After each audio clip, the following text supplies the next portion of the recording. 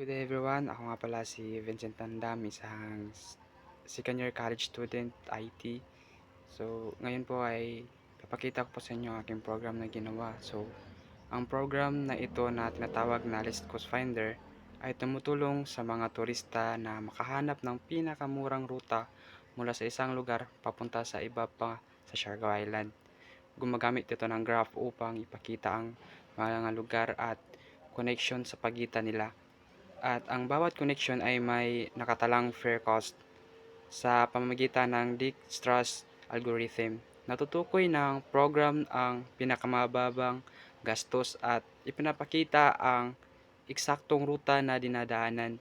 Sa madaling salita, ang program ay isang practical na tool para sa planning ng biyahe na nagpapadali sa pagpili ng ruta na may pinakamurang pamasahe. So now without further ado, ipapakita ko po sa inyo ang aking program na ginawa. So sa program po na ito, meron tayong apat na classes na ginawa.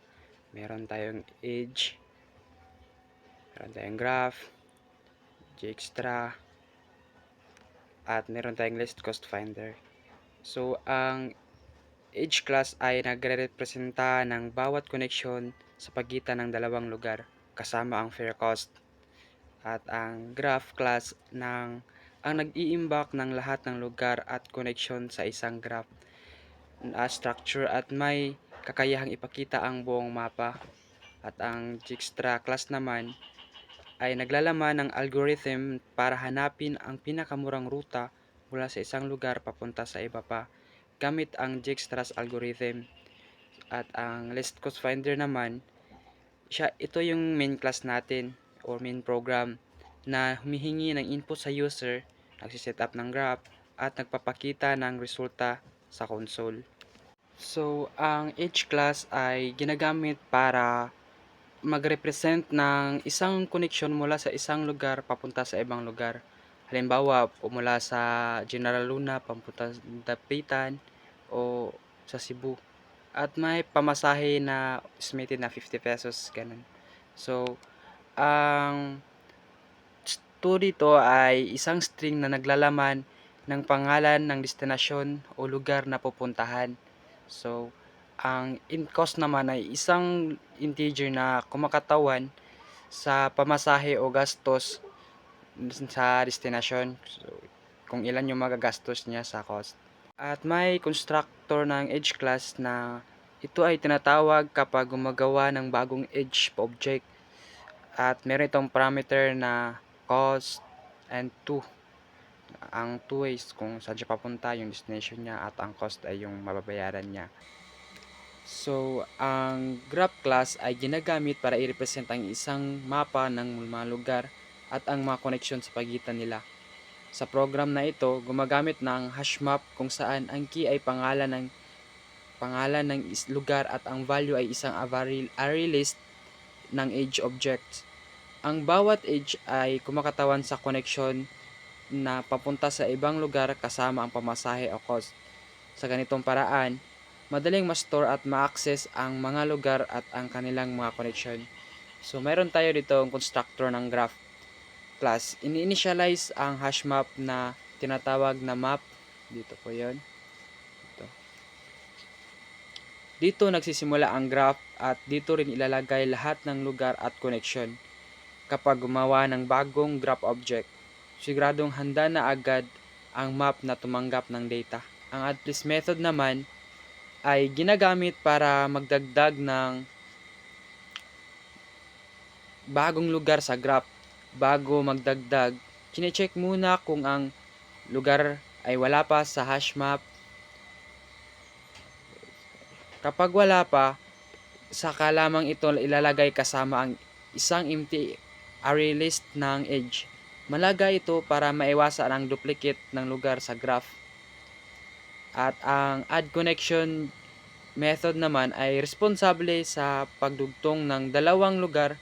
Una, siguro nito na parehong lugar ay nasa graph sa pamamagitan ng pagtawag sa add place. Pagkatapos nito, nagdadagdag ito ng connection mula sa unang lugar papunta sa pangalawa, pati na rin pabalik. Ibig sabihin, ang daan ay two-way o bidirectional at parehong may parehas na pamasahe. At ang map method naman ay isa itong getter na ginagamit para makuha ang buong graph. Ito ay kapaki-pakinabang kung may ibang class o method na kailangang i-access ng mga lugar at connection na nakastore sa graph. Sa huli, ang show graph method ay ginagamit para ipakita ang buong graph sa maayos na format nito. Iniikot nito ang bawat lugar sa hash map at ipinapakita kung saang mga lugar ito konektado. Pati na rin ang pamasahe papunta sa bawat destinasyon. Ang output ay nakaayos para madaling basahin at maintindihan, lalo na kapag ginagamit sa sample, dialogue o demonstration ng program. Ngayon, punta natin yung Dijkstra class natin. So, ang Dijkstra class ay gumagamit ng Dijkstra algorithm para mahanap ang pinakamurang ruta mula sa starting place papunta sa destination. Gumagamit ito ng hash map para i-represent ang graph kung saan ang bawat lugar ay may listahan ng mga konektadong lugar at ang corresponding na pamasahe. Mayroon ding hash map para sa cost at previous place at arist list para matrack kung alin mga lugar ang nagamit na. Sa unang loop, sa for loop, ini-initialize muna ang lahat ng lugar ng graph. Dito, bawat place ay binibigyan ng napakalaking value na kung saan may integer max value. Ito po yun. Bilang initial cost, ibig sabihin ay hindi pa sila naaabot ang starting place lang ang may cost na 0 dahil doon nagsisimula ang computation. Mahalaga ang loop na ito kasi sinusigurado nito na may default cost ang lahat ng nodes bago magsimula ang algorithm. At pagkatapos nito, papasok ang while loop. So ito po yung while loop na siyang pinaka-main part ng Dijkstra algorithm.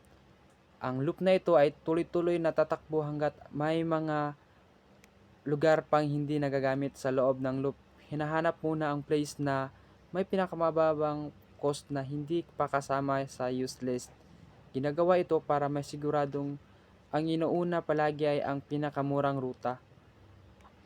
Sa loob pa rin ng while loop, may for loop po dito. Ito po yung for loop natin.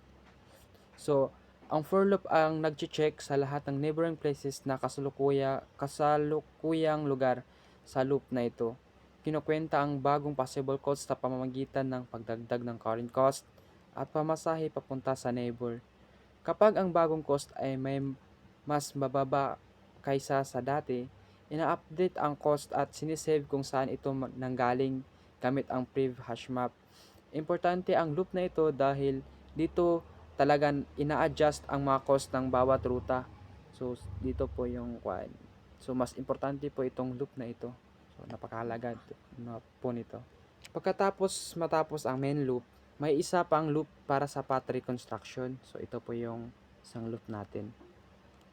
Sa part na ito, binabalikan ang mga lugar mula sa destination pabalik sa starting place gamit ang prev hash map. So, ito po yung prev hash map natin. Ang loop na ito ang bumubuo ng actual na ruta na dadaanan, hindi lang yung total cost. Sa kabuuan, bawat loop sa program ng Dijkstra class ay may kanya-kanyang rule. May loop para sa initialization, may loop para sa pagpili ng pinakamurang place, at may loop para sa pag-update ng cost ng neighbors, at may loop para sa pagbuo ng final path. Dahil dito, nagiging maayos at tama ang pagkuha ng least cost path ng program. So ngayon punta tayo sa ating main program na ang pangalan ng class ay least cost finder. So ang program na least cost finder ay ginawa para mahanap ang pinakamurang pamasahe mula sa isang tourist spot papunta sa ibang tourist spot sa Siargao Island. Gumagamit ito ng Dijkstra's algorithm para makompute ang least cost path. Ang class na ito ay nagsisilbing main program kung saan siniset up ang graph, kinukuha ang input ng user, at tinatawag ang algorithm. Sa umpisa, Ang main method, gumagawa muna ng scanner object. So, ito po yun, scanner object.